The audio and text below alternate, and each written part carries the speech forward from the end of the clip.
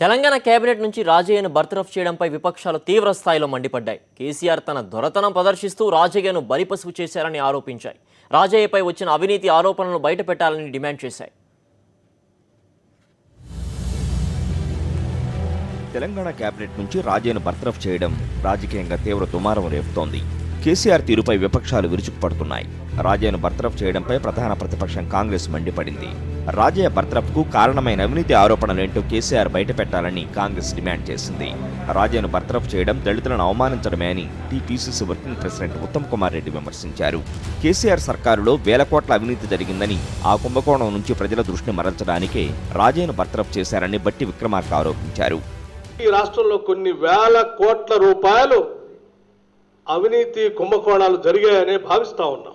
రాష్ట్ర ఖజానాకి ప్రజానికానికి సంబంధించినటువంటి వేల కోట్ల రూపాయల దోపిడిని ఎక్కడ, ఏ శాఖలో, ఏ రకంగా, ఏ స్థాయిలో, ఎవరు చేశారు, ఎందుకు జరిగింది అనేటువంటి విషయాలు రాష్ట్ర ప్రజానికానికి కూడా తెలియాల్సినటువంటి అవసరం ఉందని నేను భావిస్తా ఉన్నాను. ఆ దోపిడిని ఈ రాష్ట్ర ముఖ్యమంత్రి గారు తప్పించుకోవటం కోసమే, ప్రజల దృష్టిని మరల్చడం కోసమే దళిత వర్గానికి సంబంధించినటువంటి ఉప ముఖ్యమంత్రిని బలి చేశారనేటువంటి భావం కూడా కొన్ని చోట్ల కలుగుతాం.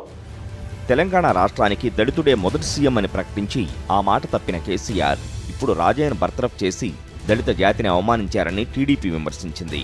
రాజయ్యను బర్తరఫ్ చేసి అవమానపరిచిన కేసీఆర్ రాజయ్య చేసిన తప్పేంటో బయటపెట్టాలని టీడీపీ నేత ఎర్రబెల్లి దయాకర్ రావు డిమాండ్ చేశారు.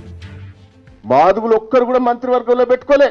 18% ఉన్న మాదుగులను ఒక్కరు కూడా నీ దాంట్లో సమర్థులు లేరా? నీ దాంట్లో కూడా 6-7 ఎమ్మెల్యేలు ఉన్నారు. ఓదేలు నీ ఉద్యమంలో పనిచేసిన వ్యక్తి. అసంటోళ్ళు మాదుగులలో ఉన్న ఎమ్మెల్యేలు ఉన్నారు. వాళ్ళు ఎందుకు నువ్వు ఒక్కరు కూడా నీ మంత్రివర్గంలో పెట్టే అవకాశం లేదా? దయచేసి ఇంత ద్రోహం చేసే కేసీఆర్ గారికి తెలంగాణలో టీఆర్ఎస్ పార్టీ కార్యకర్తలు ఆలోచించుకోమని నేను విజ్ఞప్తి చేస్తున్నా. తెలంగాణ ద్రోహి ఎవరన్నా ఉన్నారంటే ఇలా కేసీఆర్ గారే. ఉద్యమం పేరు మీద అప్పుడు ఉద్యమానికి అన్యాయం చేశాడు, ఇలా తెలంగాణకు అన్యాయం చేస్తున్నాడు. కేసీఆర్ నిజాం పాలకుల్లా నిరంకుశంగా వ్యవహరిస్తున్నారని బీజేపీ మండిపడింది.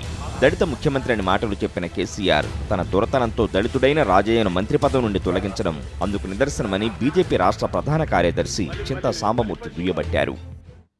అంటే అవినీతికి పాల్పడుతున్నారనే అంశంతో, వంకతో ఇవాళ బలి పశువుని చేయడం ఏదైతే ఉందో ఇవాళ కేసీఆర్కి దక్కింది. అది ఇవాళ పొట్టేళ్లను బలిచ్చినట్టుగా నీ అసమర్థతను కప్పిపుచ్చుకునేటందుకు, నీ పాలనా వైఫల్యాలను కప్పిపుచ్చుకునేటందుకే ఇవాళ రాజయ్యను బలిచ్చారని మనవి చేస్తున్నా. మొత్తానికి రాజయ్య బర్తరఫ్ ఎపిసోడ్ విపక్షాలకు అస్త్రంగా మారినట్టు కనిపిస్తోంది. ఇదే అదునుగా కేసీఆర్ తీరును విపక్షాలు ఎండగడుతున్నాయి. పొలిటికల్ డెస్క్, సాక్షి న్యూస్.